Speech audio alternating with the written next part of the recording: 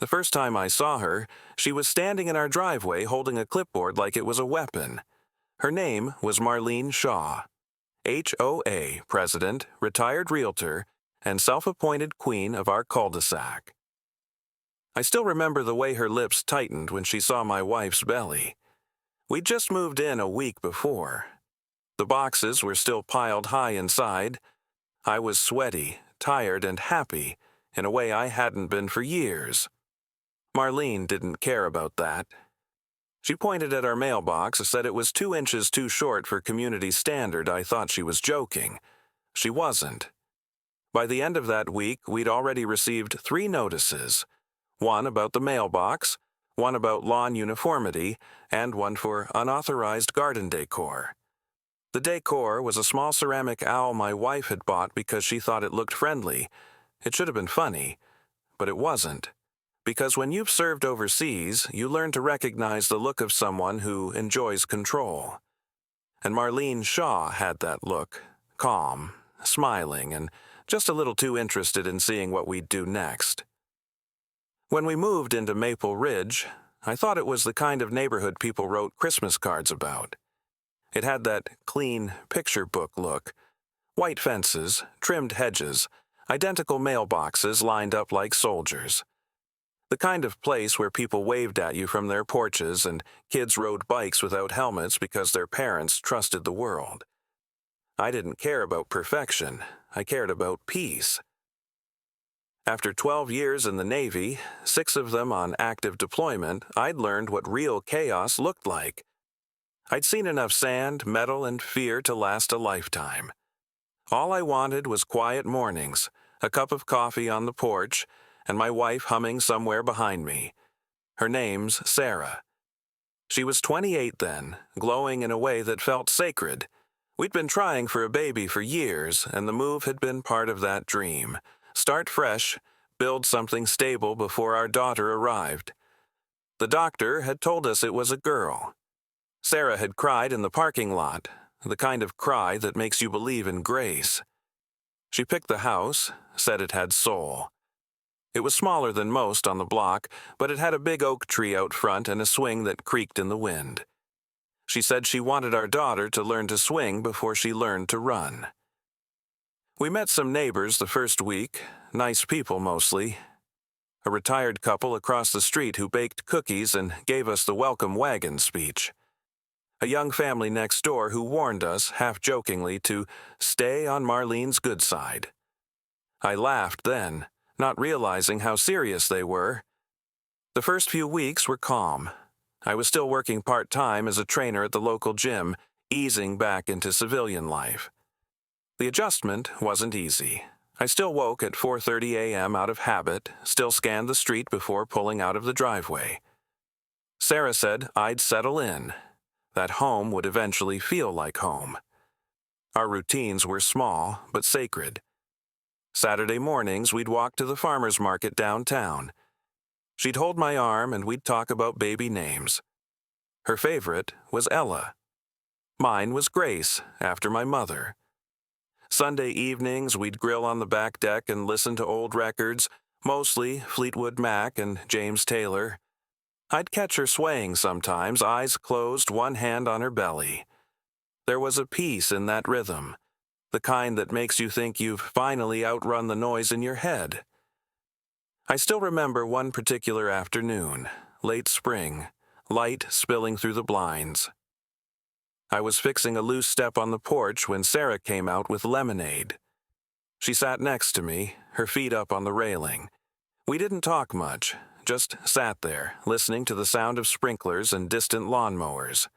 That was the life I thought we'd built. Ordinary, safe, unremarkable in the best way. But small cracks had started to show, even then. The first was the letter from the HOA. A printed notice folded neatly in our mailbox. Friendly reminder, it said, about our non-compliant mailbox height. I measured it twice, 44 inches, exactly what the county required.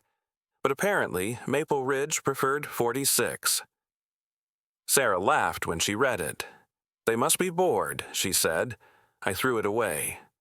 Then came the next one, grass length exceeding standard. Then another, unauthorized garden ornament, 3 letters in a month.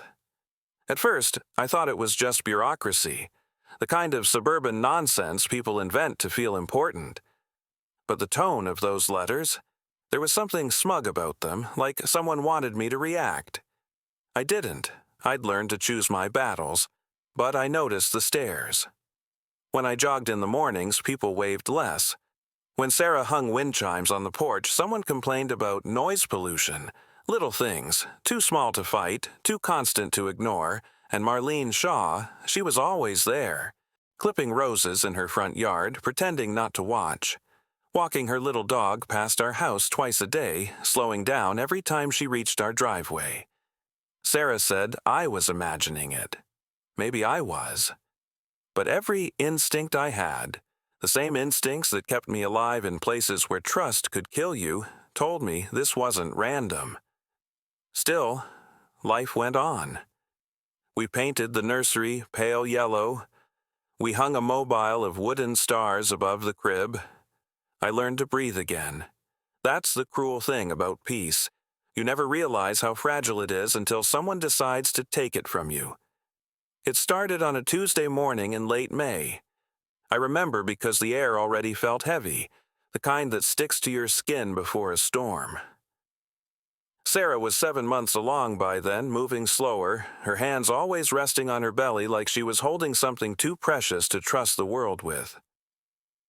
I was in the garage, organizing tools, trying to make space for the crib pieces we hadn't assembled yet. The door was open and I heard voices outside, 2 of them, low and sharp.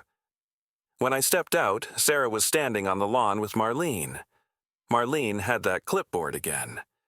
Her dog, a small white poodle named Daisy, was sniffing around the edge of our driveway. Sarah was trying to stay calm, but her voice had that tremor I recognized, the one she got when she was doing her best to stay polite. "I'm saying it's a violation, Mrs. Harlow. Page 12, Section 4, Marlene said, tapping her pen on the paper. Sarah looked confused. A violation for what? Marlene sighed. You've installed an unauthorized fixture in your front yard. I glanced at the yard. There was nothing there, just the same small ceramic owl, the one Sarah had put by the mailbox. You mean the owl? I asked. Marlene turned toward me, her expression flickering.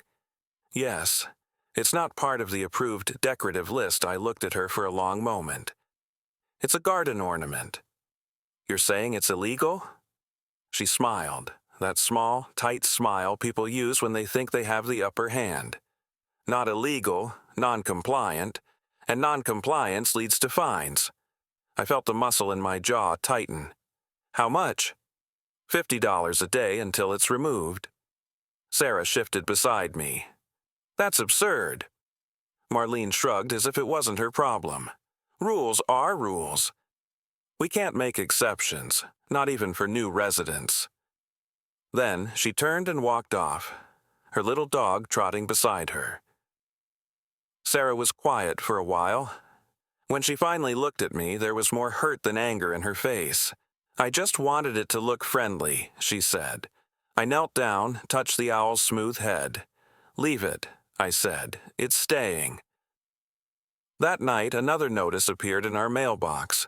Same tone, same threat of daily fines.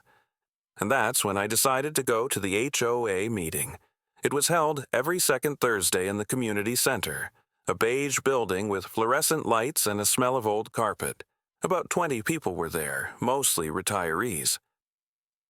Marlene sat at the front of the long table, gavel in hand like it was a courtroom. When she saw me walk in, she straightened her papers. I waited for the agenda to finish, something about landscaping contracts and budget allocations, and then raised my hand. Yes, Mr. Harlow? She said, without looking up. I'd like to discuss the violation notice you issued. She adjusted her glasses. Which one? The one about a ceramic owl. A couple of people chuckled softly. Marlene didn't. That item was not approved by the board, she said. The bylaws clearly state, With respect, I cut in. The bylaws also state that decorative pieces under 18 inches are permitted if they don't obstruct view or pose safety risks. This doesn't. A few people looked at each other. Marlene's lips pressed together. Those rules are subject to board interpretation, she said. Or your interpretation, I said. The room went quiet. For a few seconds, she didn't speak. Then she smiled, the kind of smile you see before someone decides to make your life difficult. I see, she said. Thank you for your input. When I got home that night, Sarah was sitting on the couch rubbing her back. She asked how it went. I told her the truth. We just made her our enemy. After that, things started changing fast. The next morning, we woke up to find our trash cans moved to the middle of the street, lids off, garbage spilling out. The following week, we received a citation for improper waste storage. I tried to let it go. I'd been trained to de-escalate, to keep calm when provoked. But Marlene wasn't just enforcing rules, she was targeting, watching.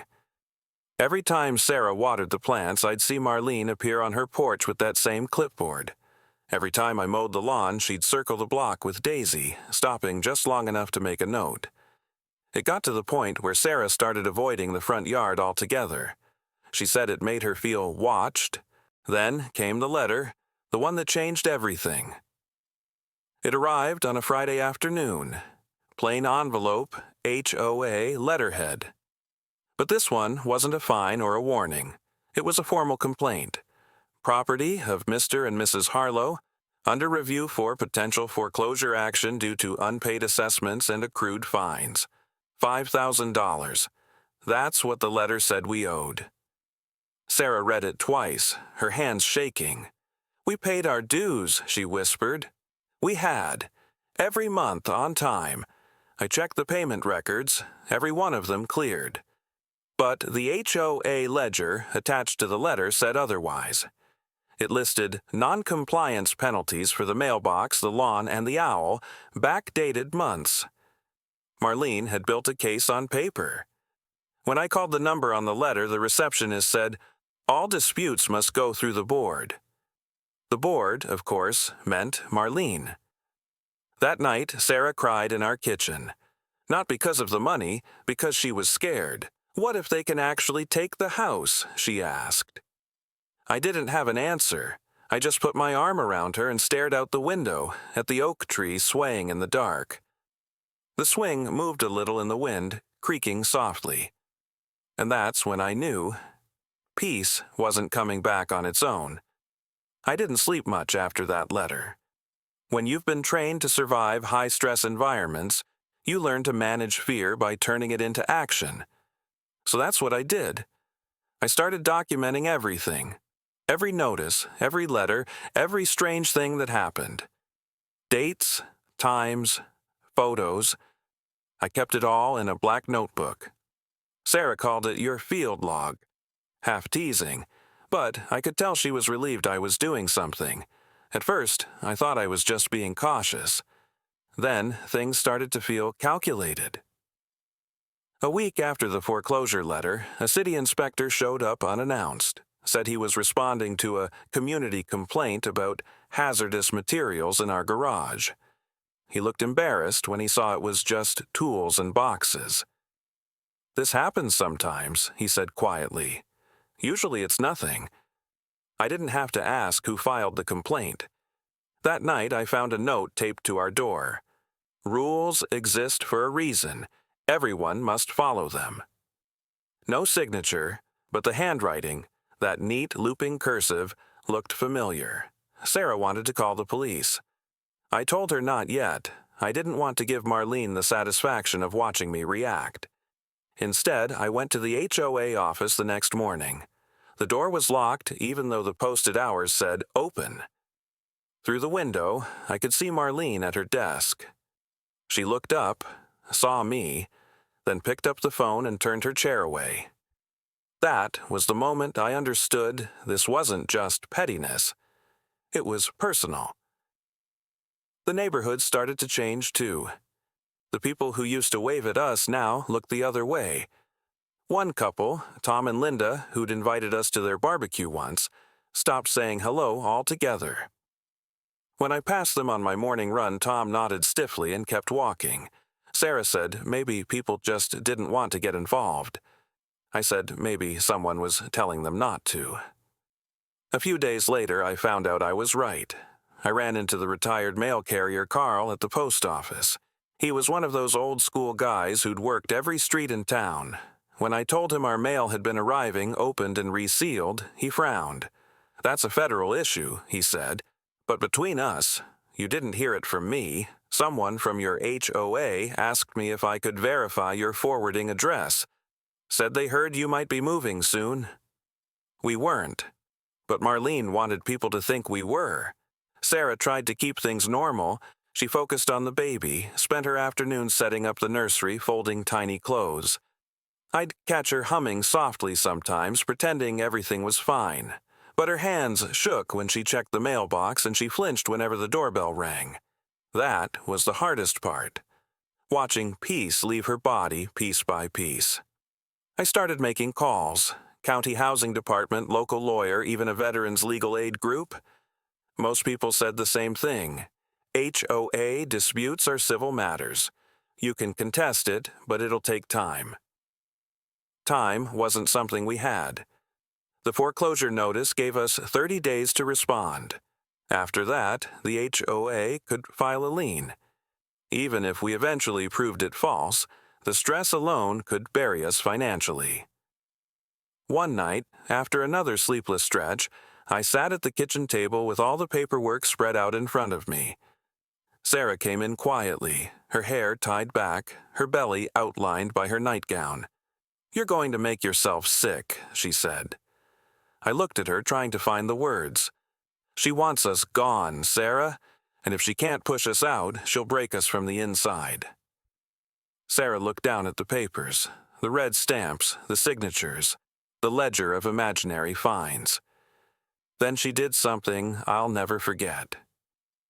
She reached across the table, closed the folder, and said, "Then we remind her who we are." That was the moment I stopped reacting and started preparing. The first thing I did was go through public records. Every HOA has to file annual financial statements with the county. Marlene's weren't easy to find, but when I did, something jumped out immediately. The association was pulling in over $200,000 a year in dues, but the expenses listed didn't add up. Nearly $60,000 labeled administrative fees, all going to a private P.O. box registered under Marlene's name. I printed everything. Then I started talking, quietly, carefully, to the few neighbors who still made eye contact. Most didn't want to get involved, but a couple opened up. One woman, Denise, lived 3 doors down. She'd been fined for repainting her shutters the wrong shade of blue. "I paid just to stop the letters," she told me. "Then they fined me again for not repainting fast enough." Another man said he'd been charged a late fee for dues he'd already paid. "When I asked for proof," he said, "Marlene told me she'd look into it. She never did." The pattern was clear. Marlene wasn't just controlling the neighborhood, she was profiting from it. But evidence alone wouldn't be enough. I needed allies. I contacted the county HOA Oversight Board, a small office buried under stacks of complaints. When I mentioned her name, the man on the phone sighed. "We've heard about Maple Ridge," he said. "If you can get at least 3 homeowners to sign a formal complaint, we can open an investigation." 3 signatures. That was the key. I spent the next week knocking on doors. Most people were polite but hesitant. Fear had its own gravity in Maple Ridge. But by the weekend I had 5 signatures. I submitted the complaint on a Monday morning. By Friday, an investigator named Jordan called me. Calm voice, professional tone. "We're reviewing the documentation," he said. "If what you've provided is accurate, there may be grounds for a formal audit." I hung up and felt something I hadn't in months. control. But Marlene must have sensed it because the next day she escalated. A letter arrived, this one hand-delivered. Notice of non-compliance hearing. It read, attendance required. The hearing was set for the following Thursday. When I showed up, the conference room was already full. Marlene sat at the head of the table, flanked by two board members who looked like they'd rather be anywhere else. She smiled when I entered. "Mr. Harlow," she said, "thank you for joining us. We're here to discuss your continued disregard for community standards." I placed my folder on the table. "Actually," I said, "I'm here to discuss yours." I opened the folder and slid copies of the financial records across the table. $60,000 in unaccounted administrative fees, I said, paid to your P.O. box. Care to explain? Her face froze. For the first time since I'd met her, she didn't have a script ready. The board members glanced at each other. One of them, a man named Frank, cleared his throat. "Marlene, is this true?" She stammered something about temporary fund transfers and bookkeeping delays, but her hands trembled. I didn't raise my voice. I didn't need to. I'd learned long ago that silence can hit harder than shouting. When the meeting ended, she left without a word. That night, Sarah and I sat on the porch.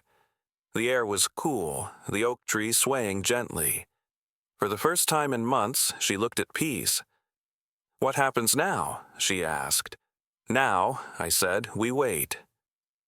The investigation took 3 weeks. During that time, the letters stopped. The stairs stopped.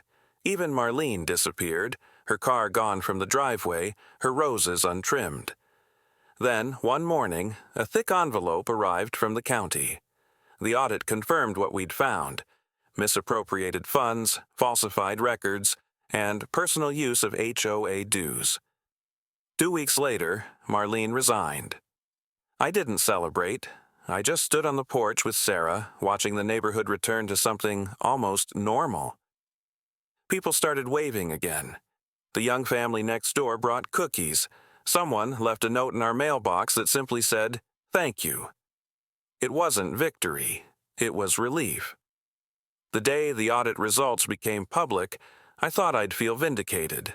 Instead, I felt hollow. The HOA board posted a short announcement on the community website. Effective immediately, Marlene Shaw has resigned from her position. Interim leadership will be appointed pending review, no apology, no acknowledgement of what she'd done. Just a bland paragraph meant to make people forget. But people didn't forget. For weeks, whispers floated through Maple Ridge, small, careful conversations that stopped when I walked by. Some folks avoided eye contact out of guilt, others out of embarrassment that they'd believed her lies. The neighborhood was quiet, almost unnaturally so, like the air after thunder. Sarah said maybe quiet was enough, but I could see what the fight had done to her. She'd gone from laughing over paint samples to jumping every time the phone rang. Nights were the worst. She'd lie awake, one hand on her stomach, waiting for the next shoe to drop. I'd lie beside her, listening to the wind in the oak tree and the soft creak of the swing, wondering if peace was something we'd ever really get back. 3 days after the board's announcement, she went into labor. It happened early in the morning. The sky was still gray, the kind of half-light that makes the world look unreal. Sarah shook me awake, saying my name softly, but with that edge of panic I hadn't heard since the deployment days. We grabbed the hospital bag, locked the door, and drove through empty streets. Neither of us spoke. Her hand gripped mine the entire way. Every contraction felt like it went straight through me. In the delivery room, time bent. Hours disappeared. I'd been through firefights, storms at sea, things that rearranged your sense of fear, but nothing compared to watching someone you love fight to bring life into the world. When I heard that first cry, it was like the world exhaled. They placed our daughter on Sarah's chest, small and red-faced, fists balled tight. Sarah looked up at me and whispered, "She's here, Matt." I don't remember crying, but I must have because later the nurse handed me tissues and smiled. We named her Grace, after my mother. Sarah said she liked the word itself, what it meant, what we'd almost forgotten to practice. For a few days, everything else faded. The HOA, the letters, the fear. They were background noise compared to that tiny heartbeat sleeping beside us. But reality doesn't disappear. It just waits. When we came home, a new envelope was taped to our front door. No letterhead this time. Just a handwritten note. "Congratulations on your new arrival. I hope you'll keep things in order for her sake." No signature, but the penmanship was the same precise loops I'd seen before. Marlene was gone officially, but someone, maybe a loyal board member, still wanted us to feel her shadow. I didn't show Sarah. I folded the note and slipped it into my black notebook with the rest. That night, as I rocked Grace to sleep, I realized how tired I was, not just in my body, but in my spirit. Fighting for right had cost us months of fear and sleeplessness. The house we'd once loved now carried the residue of every letter, every stare. I caught my reflection in the nursery window and barely recognized myself. The uniform had been replaced by sweatshirts and shadows under my eyes. But the posture was the same. Alert, scanning, ready. I'd promised Sarah a normal life, and somehow I'd turned peace into another battlefield. A week later, a board representative knocked on our door. Her name was Linda, the same neighbor who'd once avoided us on her morning walks. She looked nervous, holding a folder close to her chest. "I wanted to say I'm sorry," she said, "for all of it." For not speaking up sooner, she explained that the board had voted to refund everyone who'd been overcharged. They were forming a new committee, drafting fairer bylaws. She asked if I'd consider joining. I almost laughed. After everything, the last thing I wanted was another meeting under fluorescent lights.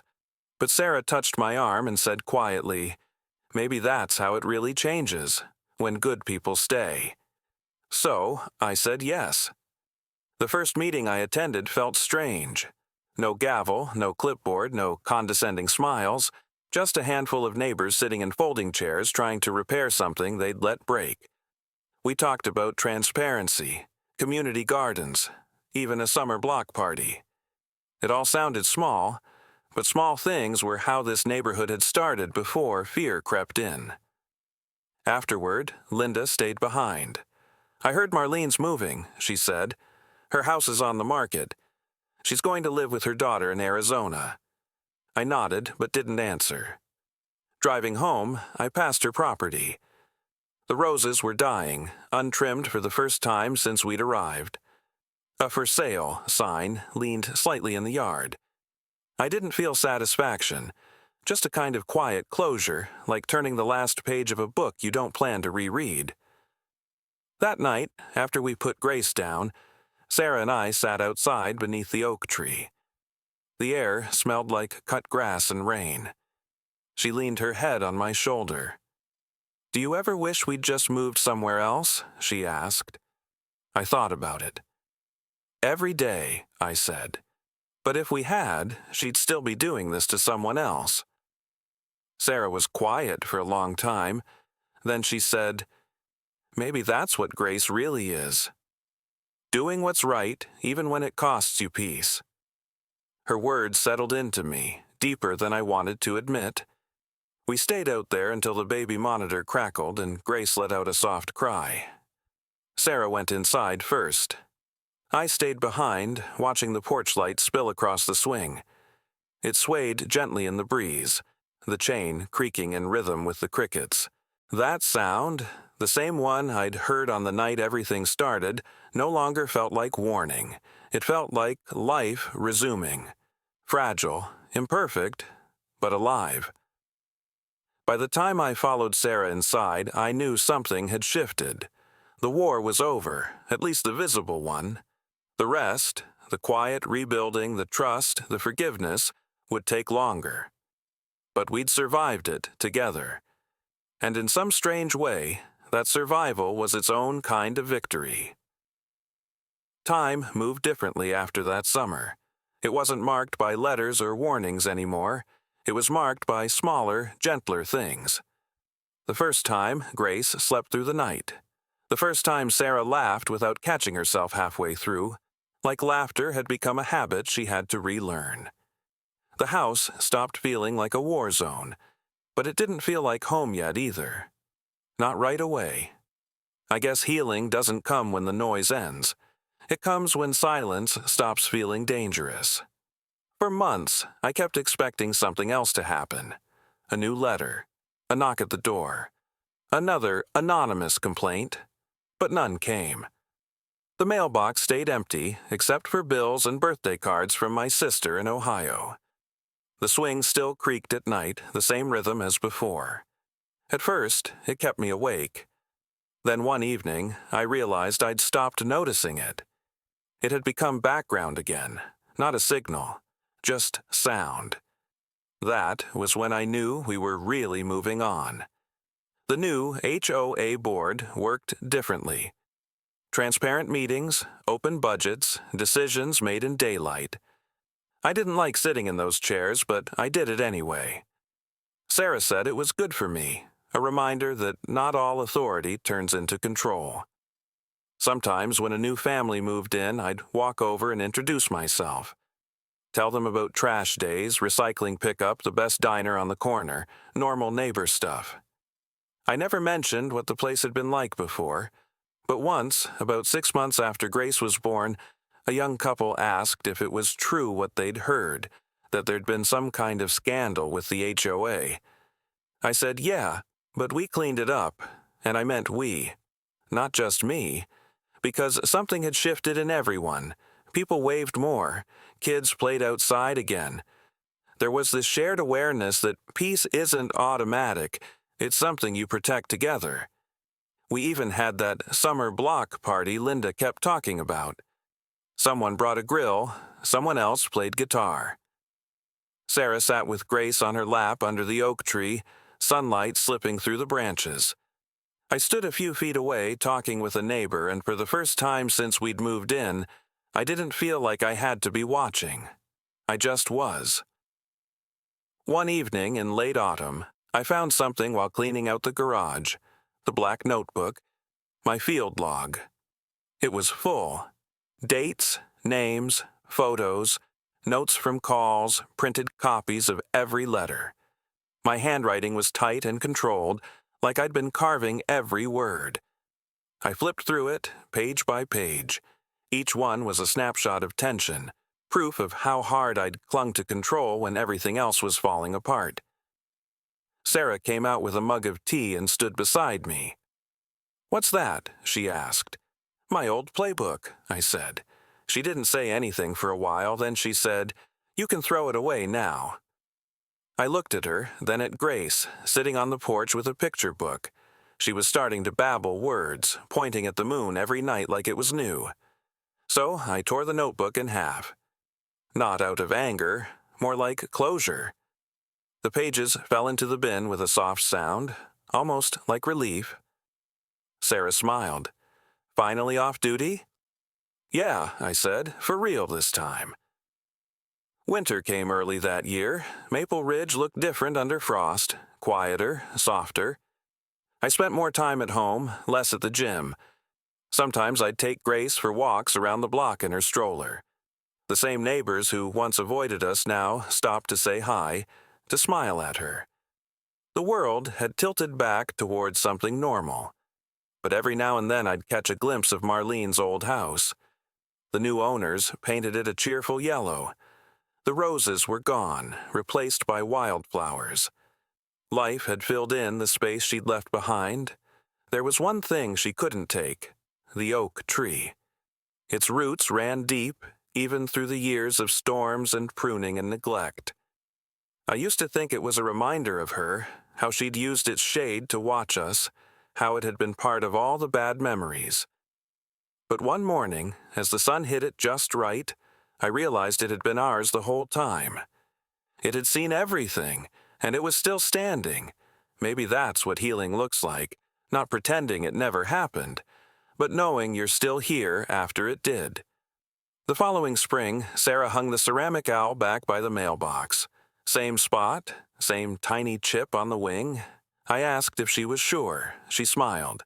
It belongs here. No one complained. A week later, a neighbor we didn't know dropped off a small welcome basket on our porch. It had cookies, a handwritten note, and a tiny ceramic turtle. "Figured your owl could use a friend," the note said. Sarah laughed until she cried. Looking back now, years later, I understand something I didn't then. When I served, I thought courage was about confrontation, about standing your ground no matter what. But this was a different kind. The kind that looks like endurance, patience, the refusal to let bitterness set up camp inside you. Marlene didn't just test our rights, she tested who we were. And the truth is, we could have moved, we could have walked away. But maybe sometimes you have to stay and let life test what you believe peace really is. Grace is 4 now. She runs barefoot across the same lawn that once carried warning letters and tension. Every time she laughs, it sounds like proof that we built something worth protecting. I still sit on that porch most evenings.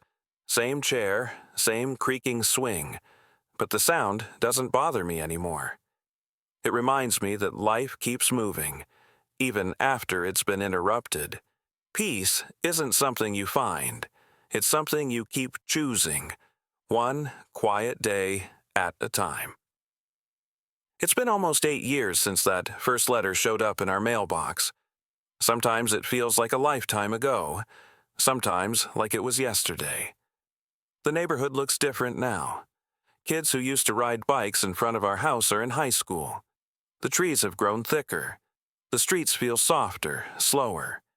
People wave at one another when they pass. There's a calmness that wasn't there before, not the quiet of fear, but of familiarity. Marlene's name rarely comes up anymore. When it does, it's in a practical, almost distant way. Oh, that was before the board changed. Like she's part of a past chapter, not a ghost that still haunts the street. But sometimes, when I trim the hedges or fix a loose screw on the porch light, I catch myself glancing toward her old yard. Not out of suspicion, just habit. And that's when I realize how deep some reflexes run. War does that to you, so does conflict, in any form. You learn to scan, to assess, to anticipate the next move. But peace requires you to unlearn it all. I think about that a lot now. How much energy we spend preparing for battles that never come, or clinging to the anger that once kept us alive. For a long time, I told myself that what I did, gathering evidence, confronting the HOA, staying ready, was about protecting my family. And it was. But underneath that, I think it was also about not letting go of the soldier I used to be. He was trained to be alert, decisive, unflinching. But life in a quiet neighborhood doesn't need a man like that every day. It took me years to understand that stepping back isn't weakness. It's wisdom. Sometimes, on calm evenings, I'll sit on the porch with a beer and watch the sunset slip behind the oak. Grace will be inside, laughing about something only she finds funny. Sarah will be reading. The air smells like cut grass and something faintly sweet, maybe the neighbor's jasmine. There's a peace in those moments that I never could have imagined during the chaos. It's fragile but steady, like the hum of an old engine that's still running strong. People talk about forgiveness like it's a single act, but it's really a slow letting go. I don't think I ever consciously forgave Marlene, not in the traditional sense. But at some point, she stopped living rent-free in my head.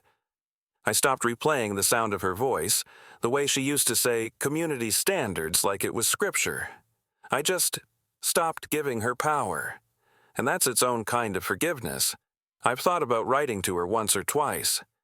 She moved states away, last I heard. Someone told me she'd had health issues. I don't wish her pain. I don't wish her anything, really. She taught me something I didn't expect, that control often hides fear, and cruelty usually hides pain. It doesn't excuse it, but it explains a piece of it. I used to think she was born mean. Now I think she was just afraid of being small in a world that had moved on without her. That doesn't make her right. It just makes her human. And recognizing that helped me remember I'm human too. Grace starts kindergarten next year. She's curious, stubborn, and a little too fearless for her own good. She loves helping Sarah in the garden, the same patch of earth that once got us a violation notice. She talks to the flowers like they're old friends. Sometimes I catch myself smiling and thinking, maybe they are. They've been here through everything. When she asks about the ceramic owl, Sarah just says, "It's part of our story." And Grace accepts that. Maybe one day we'll tell her the rest. About how her parents learned the hard way what it means to stand your ground, and how sometimes standing your ground isn't about fighting harder, but about choosing peace when anger would be easier. There's one last thing I've held on to all these years. The final letter the HOA sent us after everything changed. It wasn't from Marlene. It was from the new board, typed neatly, signed by hand. It said simply, "We're sorry for what this neighborhood became. Thank you for staying and for helping us make it better." It's framed now, hanging just inside the front door. Not as a trophy, as a reminder that even after the worst kind of division, people can choose to start again. Every guest who walks in sees it, but no one ever asks. Maybe they assume it's something sentimental. They're right, in a way. It's proof that even when things break, they can be rebuilt stronger, if you stay long enough to do the work. Last month, we hosted the annual block party again. It's been 7 years in a row now. Kids running through sprinklers, adults laughing, someone always burning the first batch of burgers. Sarah organized the dessert table. Grace insisted on face paint. At one point, I looked around and realized everyone was standing under the oak tree's shade. The same tree that had once felt like a shadow hanging over us now felt like shelter. The same branches that used to creak with suspicion now held string lights that glowed warm and soft. It's strange how the same place can hold both pain and peace. It just depends on what you decide to see when you look at it. If I've learned anything, it's this. Evil doesn't always arrive loud. Sometimes it comes disguised as rules and smiles and paperwork. And strength doesn't always look like a raised voice or a clenched fist. Sometimes it looks like staying, rebuilding, refusing to let bitterness define you. In the end, the story wasn't really about Marlene. It was about us, about what we became when everything we believed in was tested, about what it means to stand quietly and still win. I'm not proud of every decision I made, but I'm proud of this. We didn't let hate become the language of our home. Grace runs barefoot on that same grass now, her laughter filling the air. And sometimes, when the evening breeze moves through the oak leaves, it sounds almost like applause. Final line. Peace isn't what you find after the war. It's what you choose to build when the fighting's done.